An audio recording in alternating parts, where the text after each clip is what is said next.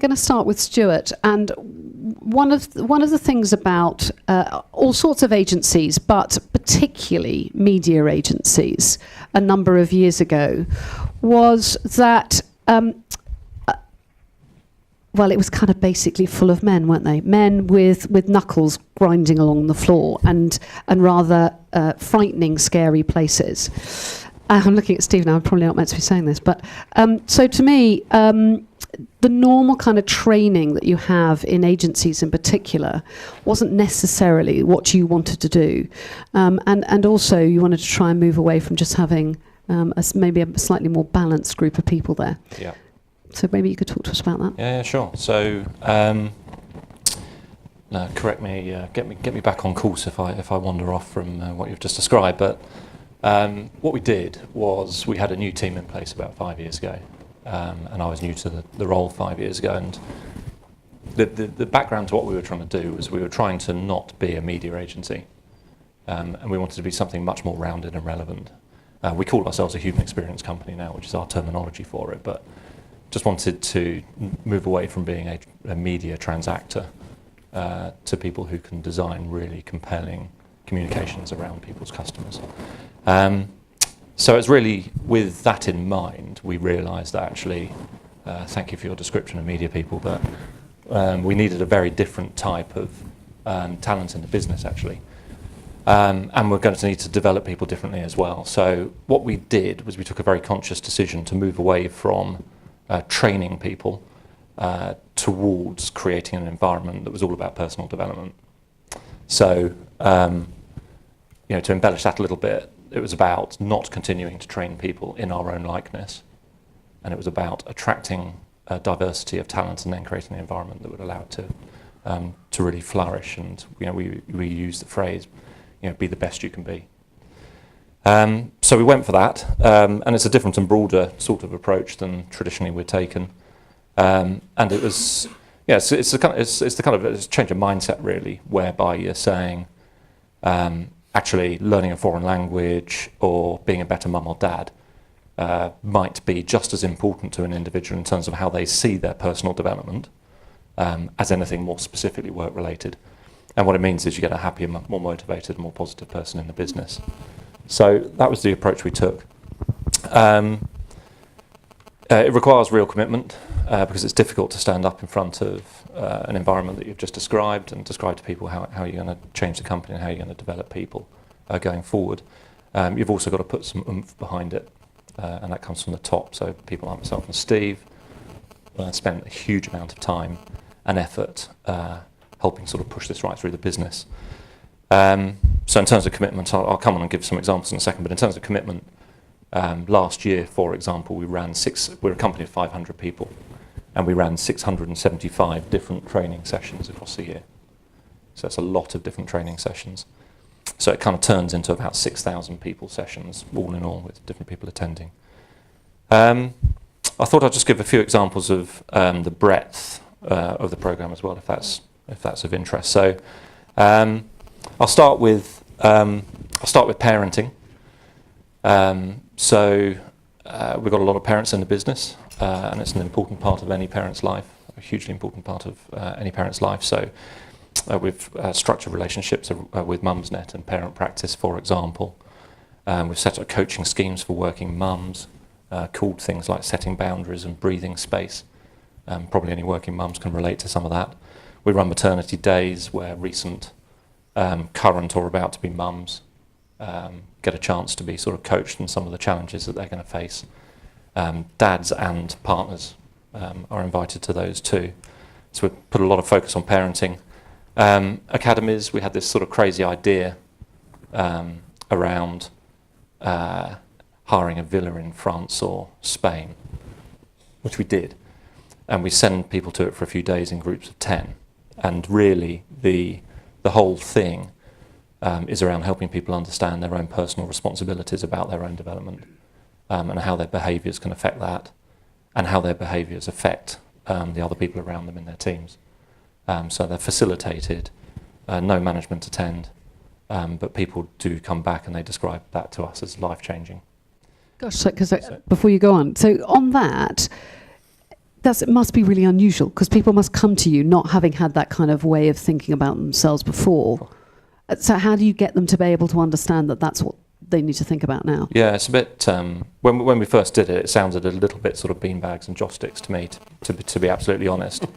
But I was won over by the feedback, actually, and really what it does is it just gives everyone time and space.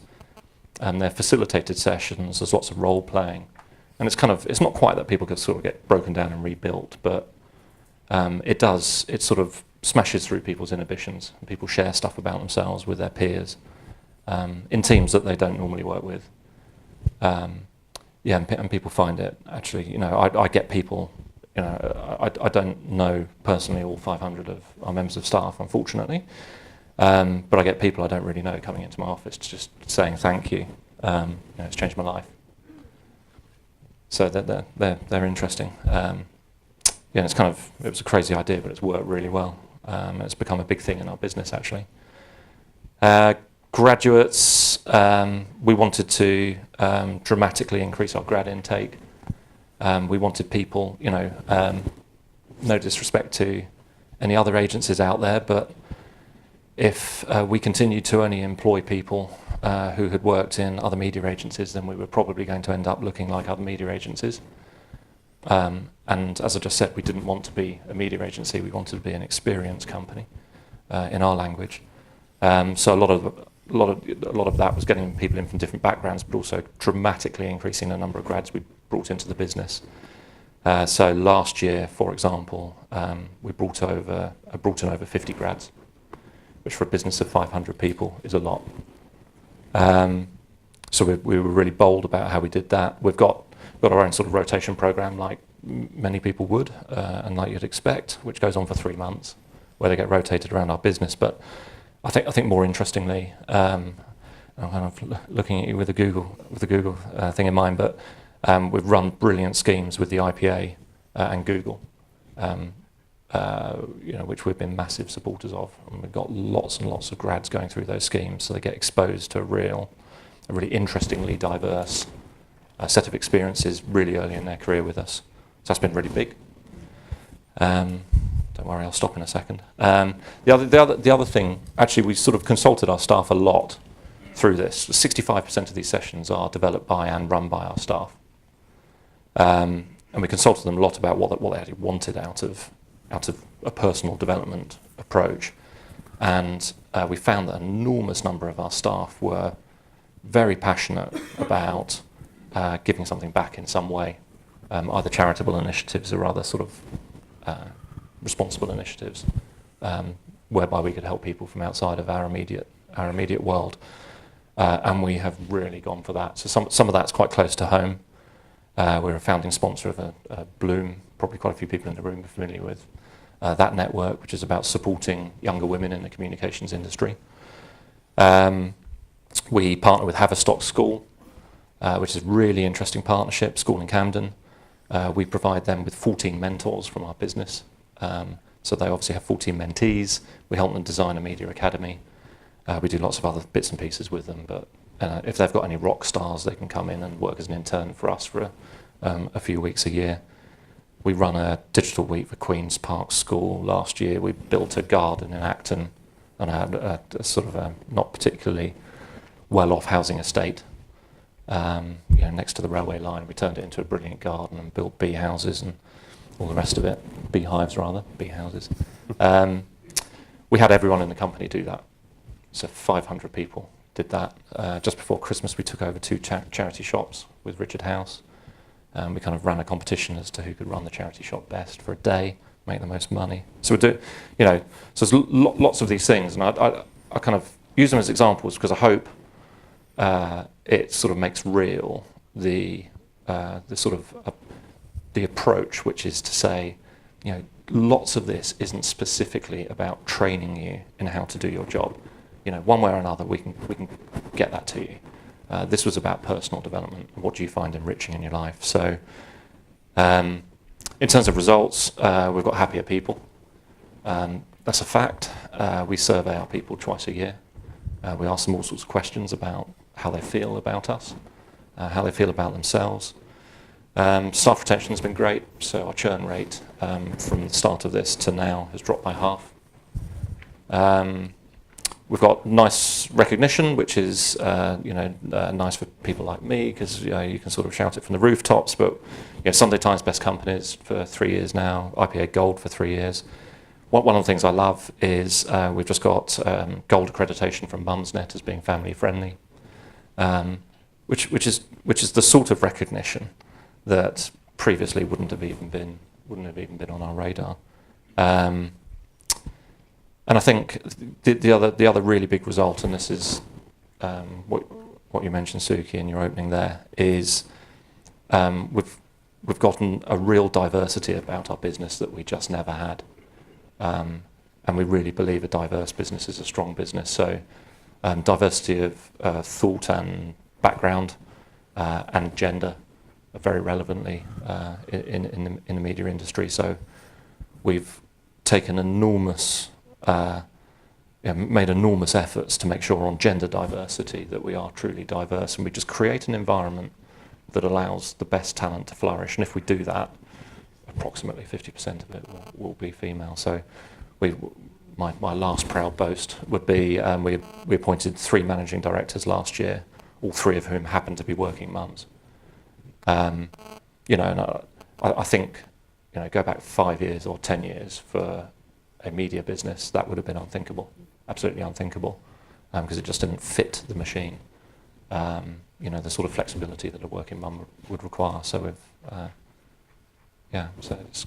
And does it mean, I think it's fantastic, don't you? I'm so pleased that Stewart came to talk about it, because for me it feels such an interesting and innovative way of running a business, and you'll have an opportunity to talk about it and ask some questions later. But as somebody leading the business, does it mean you now lead the business differently? Yes. You've got to take all sorts of things into consideration that you previously hadn't.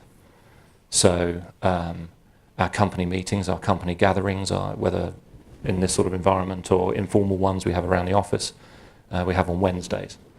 Because we've got so many people working flexible timings that Wednesday's the only day where we tend to have everyone in. So sort of little things like that. I think in terms of my personal leadership of the business, we've got far more personal with our people as well. Because with working mums, one of the when we were starting it, we started to almost impose things that we thought were beneficial on people, and of course, when you actually sit down and talk to someone who's wanting to come back from maternity, they might have some very personal requirements, very specific requirements that are very different from any other returning mum's requirements. So we've gone out of our way to sort of take the trouble to listen and just be flexible, really. Thank you very much. Okay.